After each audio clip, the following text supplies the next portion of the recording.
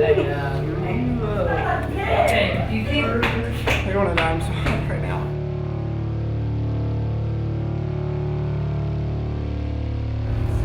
Hey guys, come in here, let's pray.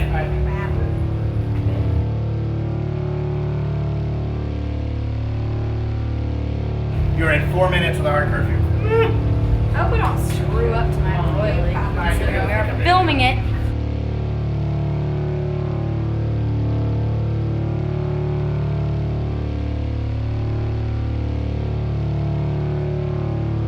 Make the best of it, just have a good time. I am nervous. Go Nova! I'm nervous. Hi.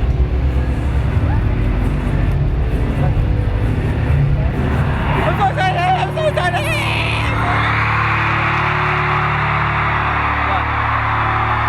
We're about to go on stage! It's gonna be awesome!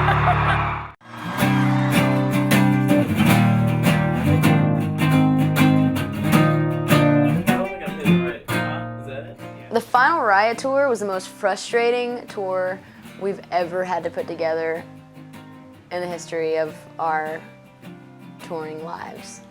You know, we always try to make our show like fun, obviously, and different from the last show we put on. We're all getting really scared because we knew it was going to be the Final RIOT tour, and we really needed to go out with something big, and just not only for the fans but for ourselves, wanted to just give it one last, you know, oomph. Hoorah.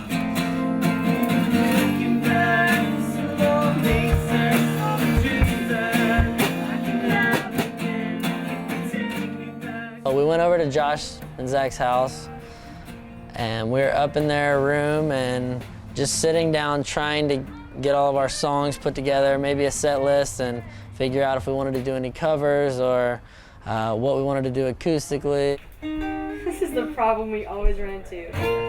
God. It's usually what we do before every tour. We take about a week to practice and construct a set list that we think is going to be or fit the tour well. We're putting our set list together. Well, we're gonna attempt to put our set list together. It's gonna be. Oh. Ow! This hurts. It's so big.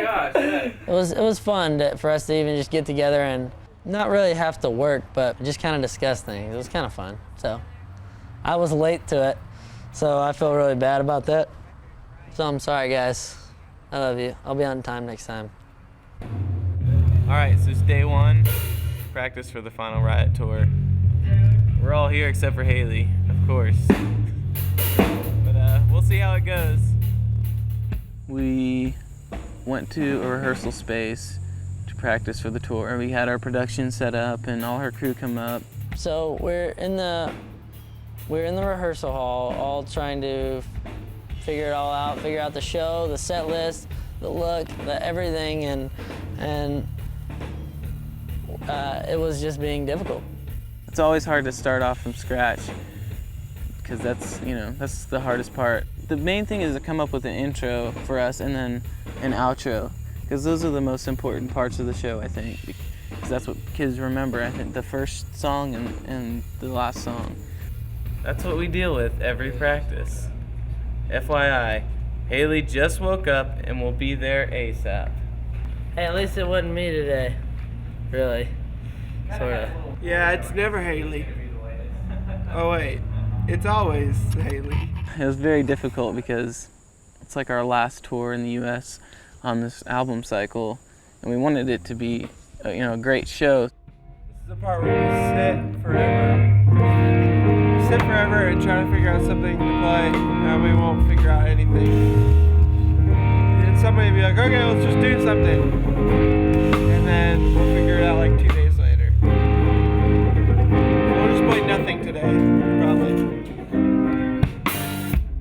Once we started, rehearsing, it got better, and we just jammed on a couple ideas, and I'd throw something out, like, we could try this. They're like, yeah, that's awesome. We worked on it, it sounded awesome, and we went right into Four Pessimists, and we're like, dude, that's so sweet. And Haley finally got there, because she's always late to practice. And we were like, Haley, what do you think of this? We played it for her, and she was like, We were like, are you kidding me? we could not come up with anything to save our lives. I wanted to open with That's What You Get, because that's the current single, or it was the current single when we were out. But like, no one wanted to do that but me.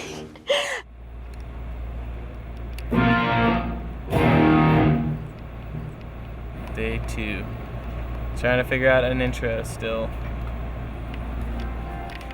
Everybody has to like it, so we kind of just scrapped it and tried it with That's What You Get. We tried this, we just moved, changed keys.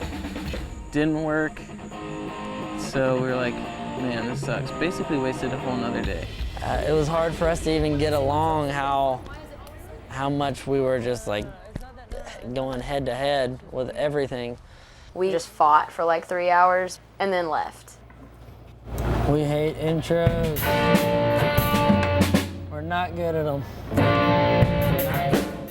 Luckily, the third day, the clouds parted. Something happened, and on that third day, we all just came in, and it seemed like all of us had cleared our slate, and we're like, you know what? Let's go in here and do what we need to do. Zach's idea was to start with Born for this. And we got it together really quickly. We came up with the intro. I just started playing. I was like, what if I start playing, then Taylor starts playing, and we slowly add one member at a time. It actually ended up being really cool. It's like it's my favorite intro we've done besides Let the Flames Begin.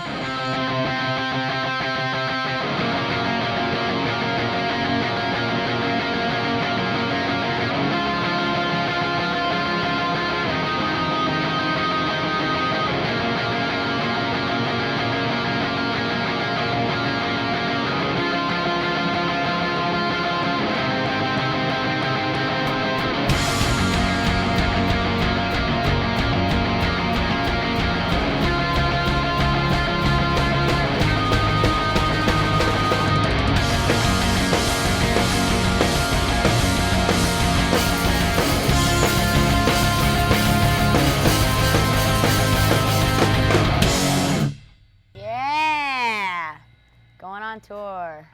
It was perfect. It worked out great because, like, it just sums up our year with Riot. And we came up with a great intro. It made us all feel really good about the tour and got us excited about it again.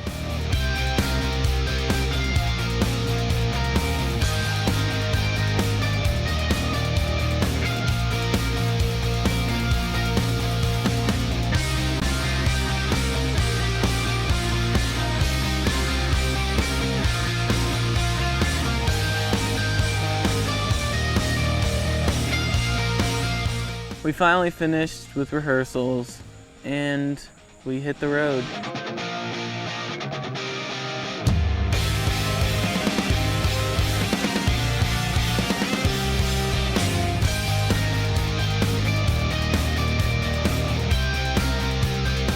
Yeah, man. Yep. I'm such a rock star that I get that bus to myself. Awesome. Nah, just kidding.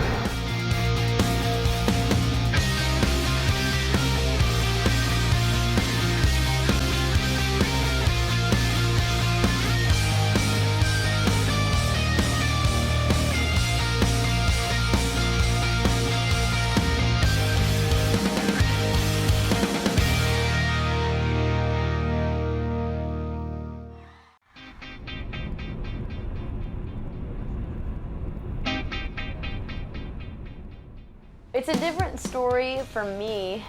If you ask any of their guys what it's like to live on a tour bus, they'll have one perspective, or each guy might have their own thing, but they're all dudes.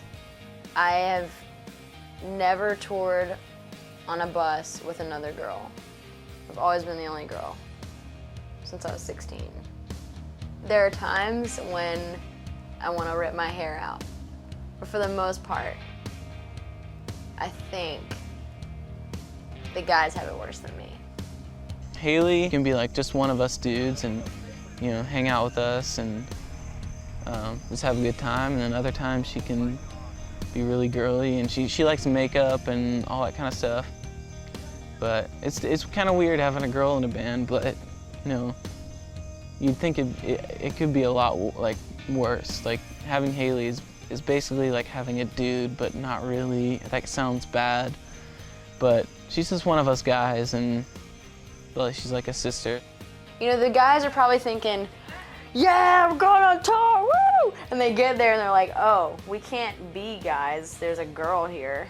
Like, I probably ruined so much fun for them. So let's be honest, I'm not really getting the bad end of the stick. The guys have to, you know, they're this close to dude freedom, like just being there, like broing down, and there I am right in the middle.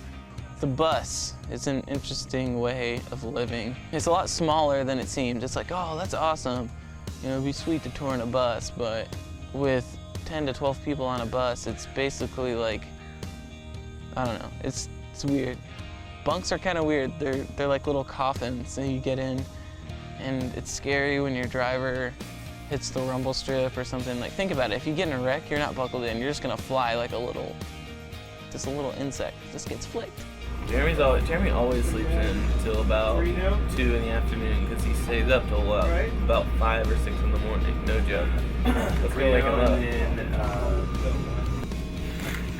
Jeremy, wake up. Jeremy! Wake up. Oh, Jeremy! Jeremy! Wake up. We're filming a DVD, Jeremy! Turn the light on. Jeremy! It smells like... What? It smells like a hamster. every tour it smells like a hamster. I think it's fun. I think it's really fun to live on a bus. Like, I sleep so much better in a bunk.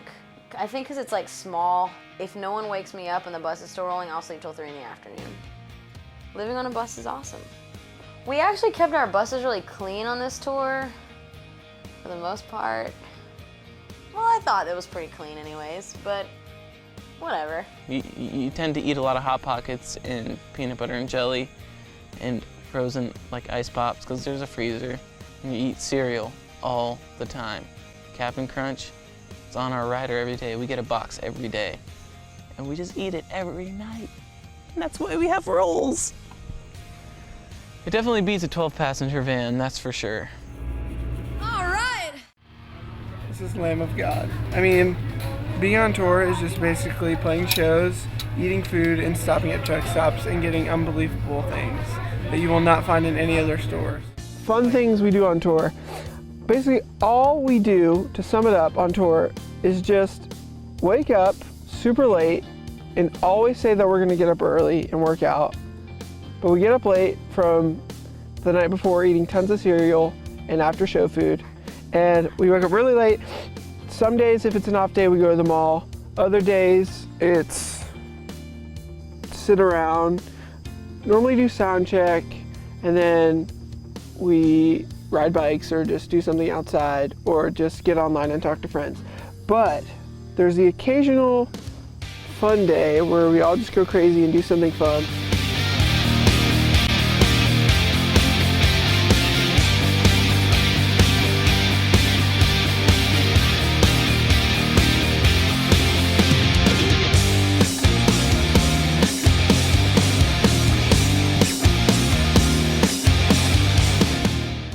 We make hilarious videos like Easy Cheese and Naco Bell. I said Naco Bell because it's probably copywritten. And we love DZ Cheese. There was one off day. It was in Minnesota. We did a lot of cool things, like we took old time pictures. I don't know, like what do you call them? Like old fashioned, like where you dress up. Old Western pictures. Old Western pictures, thank you.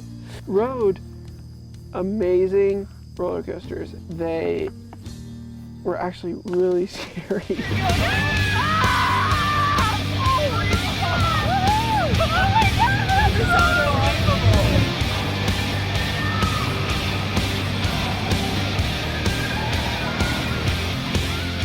Most musicians dream of, being able to tour around the world with their best friends, and which is exactly what we're doing, which is such a blessing. If you look at our band from like an outside perspective, we just look like the biggest bunch of idiots, and we have the most dumb voices and do the most, literally all we do is sit around and sit on our computers and just act like idiots. Yeah, like basically we haven't grown up since 12 years old, since we like hung out like years ago.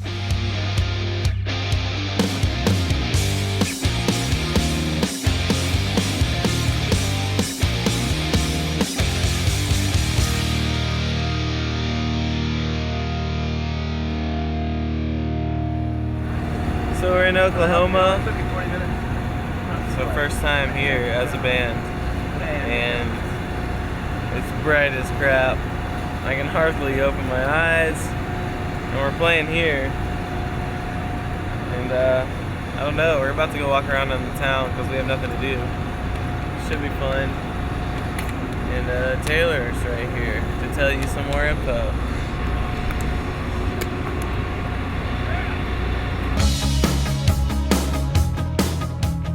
I'm very hoarse, and it's pretty discouraging.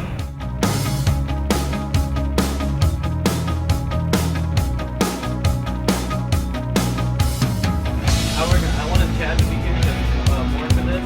Normally we start off with Taylor and I on the ring. Yeah! 5 minutes, time to break. 5 minutes, time to break.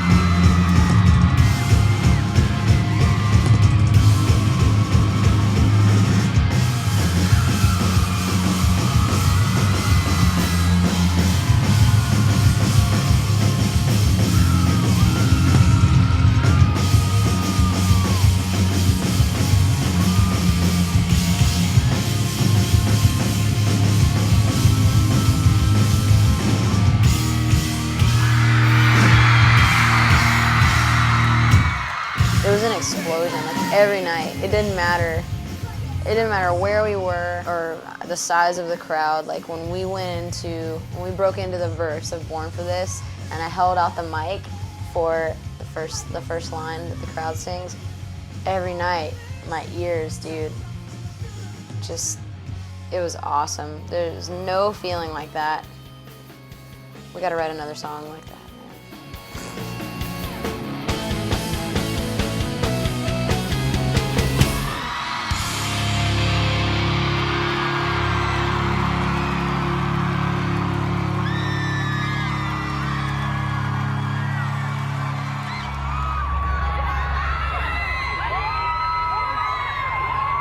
Right now. I can barely hear anything. Amazing. We got a little work to do. Dude, did you hear that? That was awesome. I love it because I didn't think you were actually gonna come in. 2, 3, 4. No. 2, 3, 4. Nothing compares to. I really hit me up there. That was amazing. I thought I said, let's go! Yeah, you did. Oh yeah, that's what you said. Oh my gosh, I came in too early. Oh, I gotta warm down my throat. Usually the first show of tour, we're always like, man, we got to change this. We have to change this and this. You know, we just tear apart the set list and rearrange it. But this time we didn't change much at all. I don't think. We were like, let's try it a couple more times, and it just, you know, the more we did it, the better it flowed, and so we stuck with it.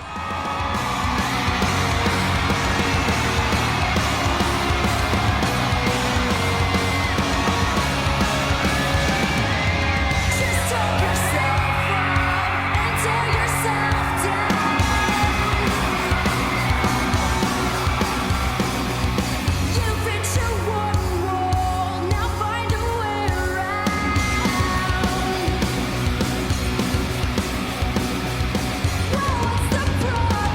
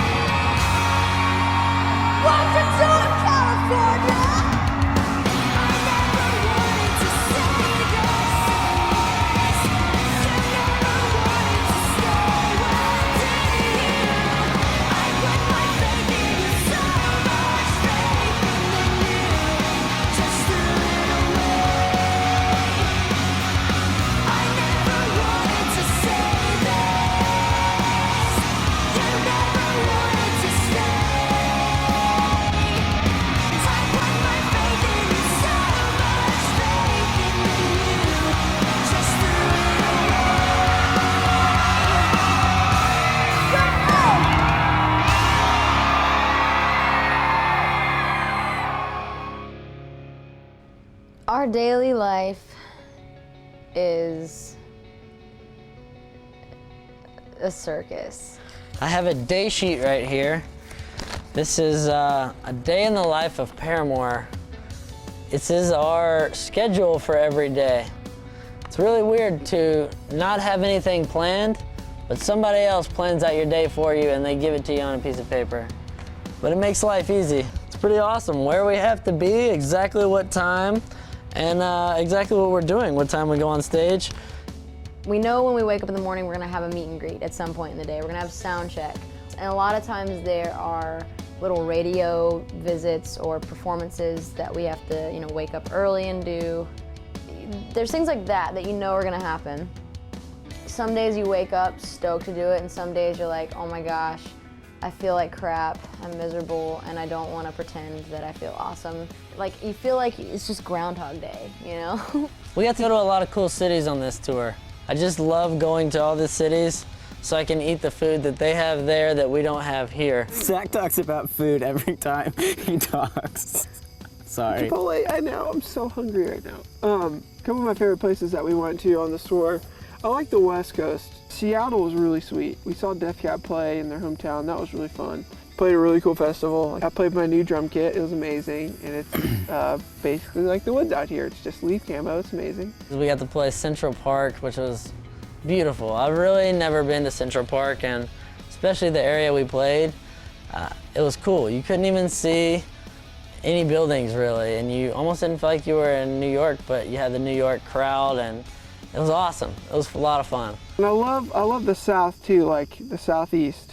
Is that how you say it? Mm-hmm. Like kind of where we live, and I don't know. I like playing Memphis and Arkansas. We played in Little Rock, which is where I was born, so it's kind of my hometown. Had a lot of family there that had never seen us play before, and it was really an amazing thing. It was awesome. We played in Memphis, which was another hometown. It was cool. It's always fun to have your family come out. Chicago was unbelievable. It was really cool. I had some really good pizza. Chicago was probably one of my favorite shows, and we got it on film. What more can you say? It was really sweet. Like, I love being in Chicago, and the show was just amazing. And people were dancing, singing so loud. Like, it was probably the loudest show on the tour. Like, people were practically bouncing off the walls, and it wasn't a small place. It was like a theater kind of setting where you had like sort of grand looking column type things on the walls. Like, it was super just fancy pants, but like there was a rock show there that night, man. It was awesome. The kids, I don't know if it, Chicago's always great, but I don't know if it was because the kids knew they were being filmed that they went extra crazy, but it was unbelievable. I saw like some kid in the front like headbanging to like our soft songs just because the camera was on him, but it was awesome. I loved it. So it was one of the best shows on the tour, if not the best. It was just some raw passion that night, raw energy. There were times at that show I just kind of stood there and was like, I don't believe this is happening. And I'm so psyched we got it on film, because it's a show I don't ever want to forget, and I can't possibly remember every moment of it without having it recorded, so I'm glad I'll get to relive it anytime I want. And you will too. We went platinum. Woo! so we went to New York to play our show at Central Park. They told us that we need to go to the label. We go over there, and we didn't know this, but our family was there, and we kind of did a fake interview.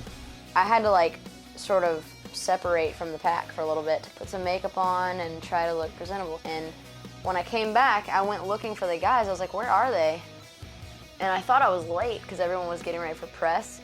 So I started walking around, and I walked up these steps. It turned out to be that Haley accidentally walked upstairs and ruined the surprise party.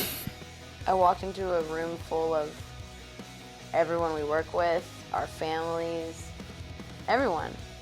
And as I got there and people started to see me walk in, music started playing. It was like, that's what you get when you let your heart win. And then, like over here, people were clapping, woo! like the rest of the band was sitting in a room because we weren't supposed to go upstairs yet, and everybody started and she was like, "Oh no," and she ran downstairs. And I ruined our surprise platinum plaque presentation party. But it was cool because we went back up and everybody was like, "Yeah, yeah."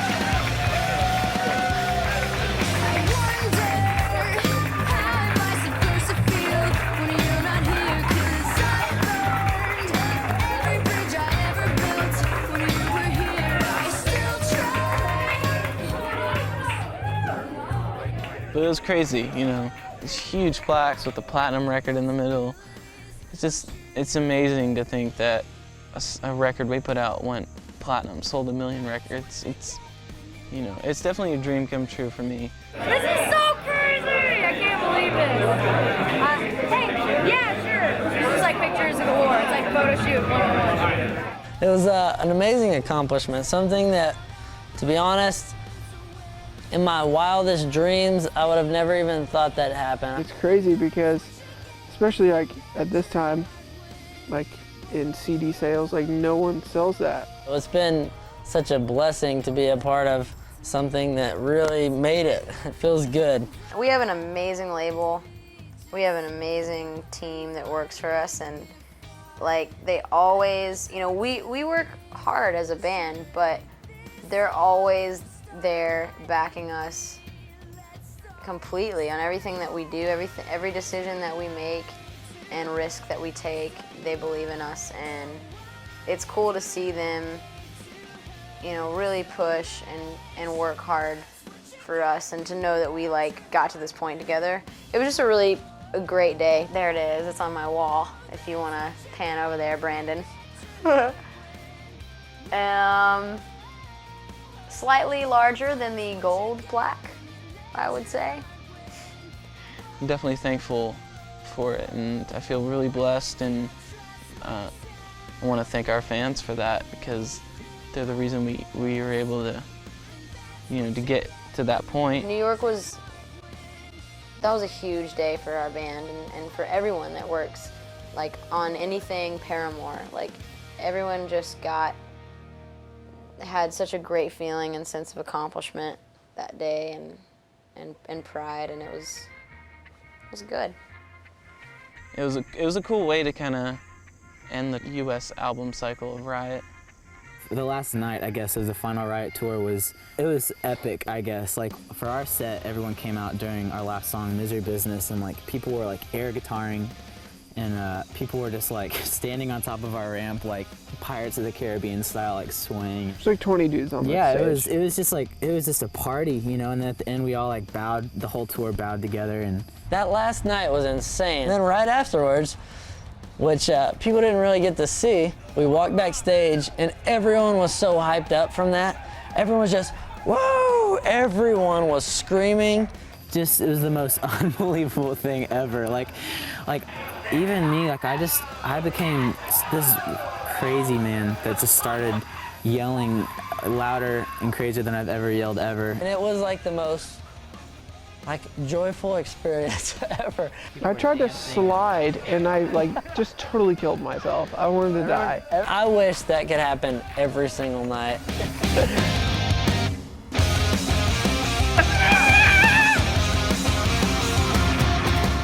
I feel like our fans are more like friends in a way, because you can go outside your tour bus or the security gate at a venue and play Frisbee with them or throw a football, and it's really cool. We have really encouraging and motivating fans. Like, we keep in touch with them on LiveJournal and try and update them with everything we're doing. And the cool thing is you can talk to your fans about life. They're real people to us, you know? They're not just fans. That's what's gotten us here, you know? That's why we're the band we are. Music business is in a place where you can't rely on numbers, you can't rely on money or spots on a chart to be successful. Like, it really is now about how happy it makes you and how you feel at the end of the day when you go home or when you go to your bed or your bunk. Like, if you don't feel like you're in it, and you're happy about that, then you don't have nothing. You know, you can't rely on anything but the fact that, you know, it's music and you got people that are singing it back to you. Like, that's what I love. You know, I don't care if we write a record, it flops and we're done, because we're still not done, because we love our fans and our fans love us, and I don't think any of that stuff matters, any of the material things. What matters is going out there and playing a show and having people scream words back to you and be just as passionate about the lyrics as you are about them. We literally have the best fans ever. We really care about our fans, whether they know it or not. We really care about them, and I feel like they actually in turn really care about us, and you know, can see they can tell when we need a break, and they can see, you know, when we're going through a tough time, and rather than, you know, complaining and stuff, they're there for us, you know, and so yeah, I don't think we could ask for a better fan base ever.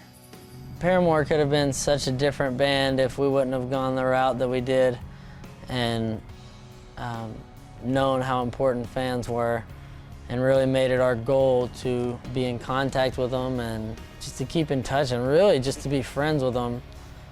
And we have the best fans in the world. It's definitely what has gotten us here, you know, besides Jesus. You know, he's the reason we're here, but all of our fans and our support, the support that they've provided for us, and has just been amazing. It's just crazy because you'll play like 5 shows in the Northeast, and the same like 15 or 20 kids will be there at every show.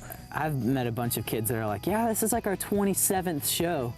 And I'm like, wow, like, it's just amazing. Like, we'll play the same set every single night of a tour, and kids will come to multiple shows, and which is, you know, I don't know if they know, but it really means a lot to us. It's just amazing how much time, like, they spend on us, like, by making us gifts and buying us things, and, you know, waiting outside for us to come out of the bus. This tour was awesome. We had meet and greets, and we played foosball with them, and they did different things and hung out, and it was a lot of fun because we've done meet and greets in the past, and like they're just like kind of like sit at a table and they'll just come by and we'll sign stuff, and it's just like really awkward and not really like fun. Like, you don't really get to hang out and get to know anybody, or just like hang out and play games or whatever. So bringing the foosball table out was like really cool because like well, me and Josh basically mauled everybody, and that was great. Their passion for our music makes me want to be better. Like, makes me want to just do the best that I can at everything, even if it's not music related, you know? It's people that we would never know if we didn't play music. That's it.